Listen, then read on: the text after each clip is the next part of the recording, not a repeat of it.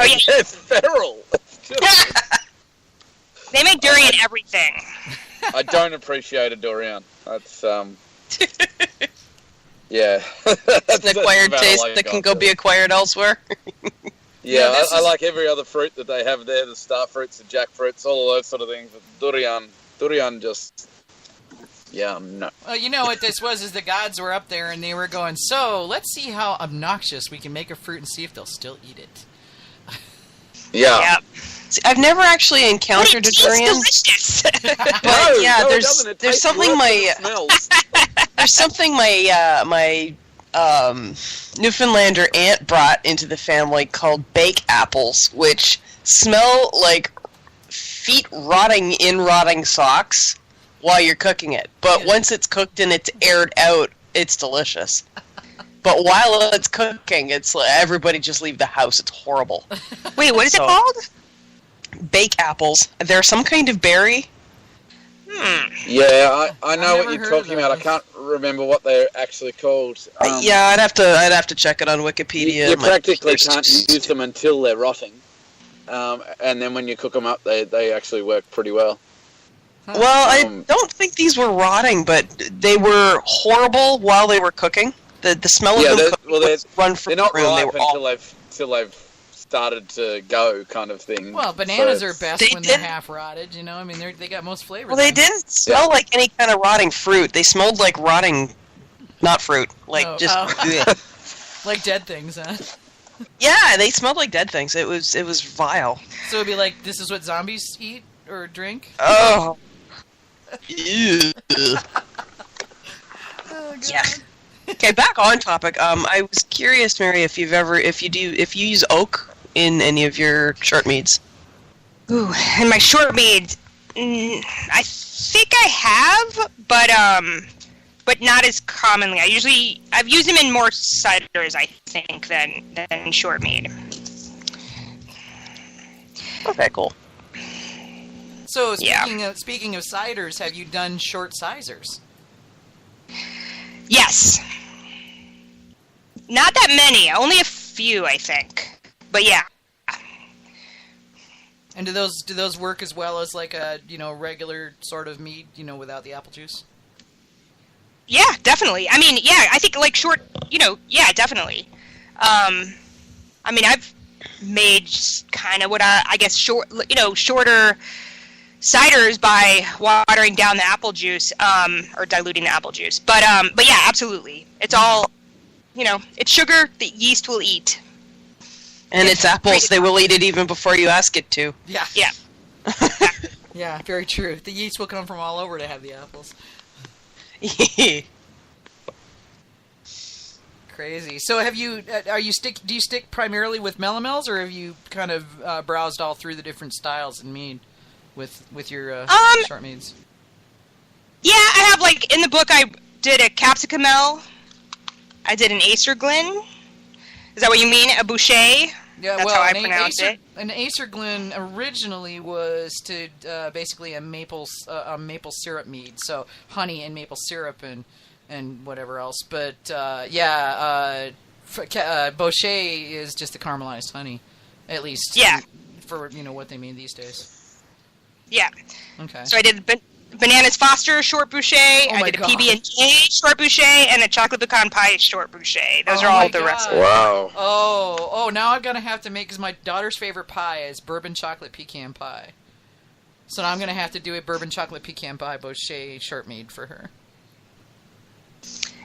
Pretty good and pretty easy. Oh yeah. Oh my God. No, I'm gonna be like getting this book out like as soon as I get off the show and going page. Oh my. Because I need more things to put on my to-brew list. Well, and I've got the Kindle version, so I'm going to read it on the rest of the ride home, and then when I get home, I'm going to order the hard copy so I can start highlighting. You can highlight your Kindle version too. I know, but yeah, it's not the same. I know what you mean.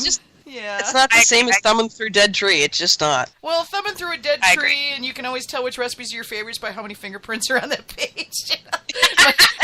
cookbooks all look like that. It's hilarious. You can tell what my favorite recipes are because there's like chocolate thumbprints or like there's this Thai peanut noodle recipe that I love in this one book, and it's covered in peanut butter's fingerprints.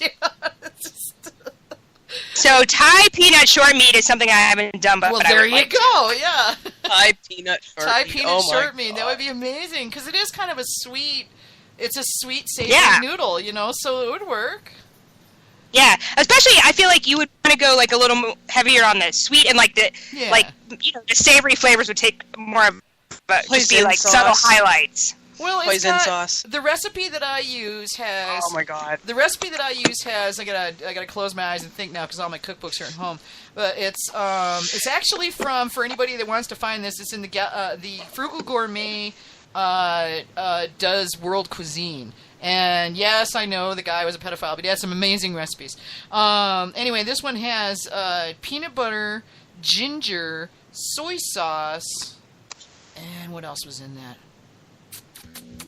Lime, maybe? Yeah, there was some citrus in there. I think it called for lemon juice, but lime would work. It would probably work better because that's more Thai.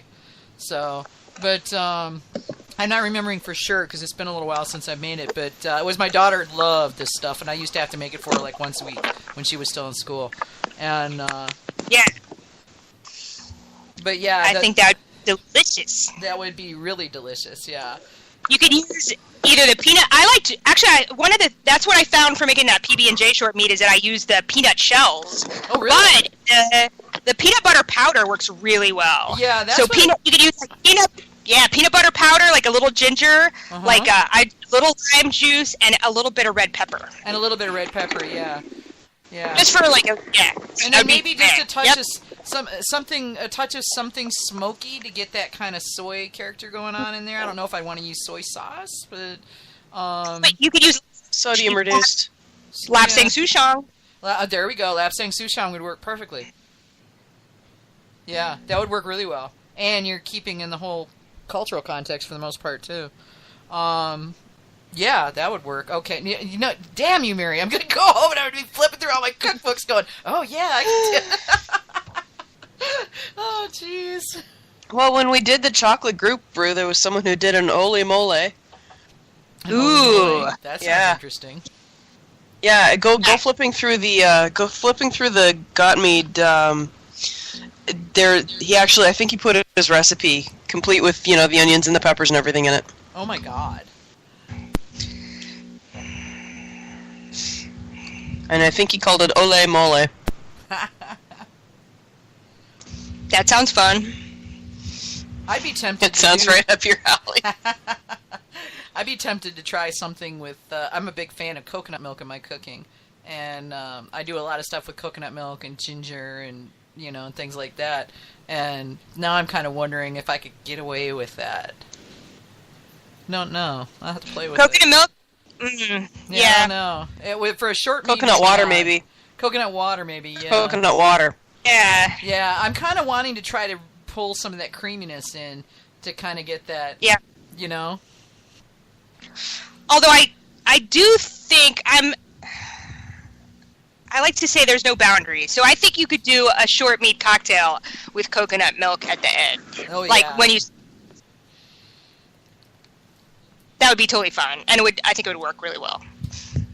That's worth it. One of my favorite summer beverages actually is yogurt, seltzer. Like you actually some muddled mint, and then yogurt and seltzer. Ooh, delicious. That would be good. So, yeah. I have one of the puppies of the apocalypse currently trying to push their way under the doors to the little space where I do this show. I'm in the RV, and the doors don't go all the way to the floor. There's about a 3-inch gap at the bottom, and the dogs keep trying to get under the door. Of course, because that's where they're where they're not supposed to go. Well, it's where I am, so yeah, they went in here and get on my laps.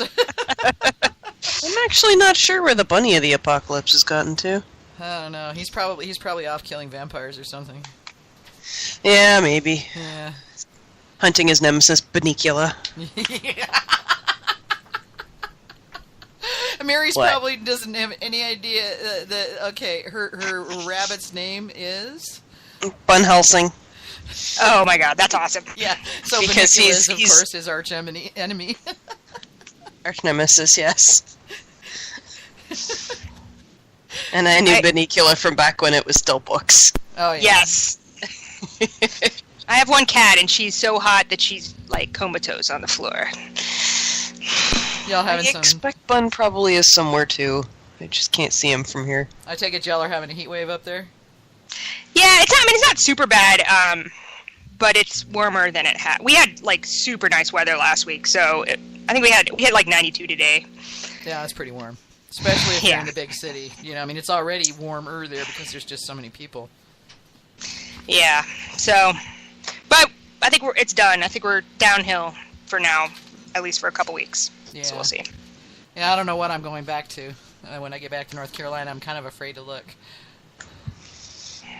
I fear Don't I'll look. scare myself into taking an about face and heading back to Tucson or back to Santa Fe or something. Yeah, we're forecasted for thunderstorms all week here. Yeah, We're forecasted for rain and low 50s, and I'm camping with the Cubs this weekend. Oh, of course. In Oh, Kent. joy. It's going to be great. So, Mary, what's next on the I'm sure ever-growing list? Of just generally, like, brewing stuff? Yeah, just stuff. What are you thinking about making next?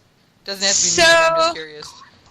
Well, so I'm going to make this some kind of inspired by our foraging trip short mead is next. And then Chris, who is my husband, and I met through the New York City Brewers Guild, and is became my brewing partner, is opening his own brewery. So he's got a 15-barrel brewery with his partner Dave in Long Island City. Chris and I opened a gypsy brewing company called Couzette Libations, and we called it Libations so that we could do other beverages besides beer. Nice. So we will have a new home in Fifth Hammer. I have some small fermenting vessels that I get to play with. So we're going to have fun. We might end up, I don't know, I would love to be able to pour my short meads at Fifth Hammer on a pretty regular basis, and we have a 2,000 square foot tasting room. Wow. So it would be awesome to be able to make some short meads for tasting room consumption. It might require a winery license, but maybe I'll be making braggots until then. So we'll see. So I think that'll allow me to play with stuff on a slightly larger scale than I have been. Nice. Or for us to play. So How much did you play with short braggots, or have you played with short braggots? Not that much. I think I've done more like full strength braggots, and I've done like but I guess those are technically session braggots, right? Most I mean, Yeah, well, most I don't braggots know. tend to be, I don't know. I've seen them as high as 14, but they do tend to come in under 10. Yeah.